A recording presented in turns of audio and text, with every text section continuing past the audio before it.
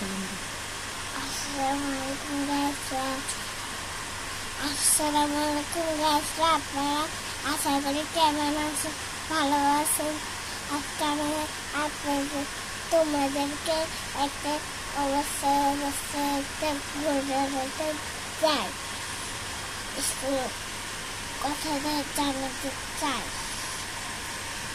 আমি খাবার দানা খাইনি, তারপর ঘুম থেকে উঠছি, খানা দানা খাই, তারপর আমি স্কুলে যাব। আপনারা তোমরাও যাইবে, তোমরা বড় হয়ে যাবে। দেখুন আমি বড় হয়েছি, যে আমি আমার চুলটা বড় হয়েছে, তার জন্য তোমরাও গোসল করো,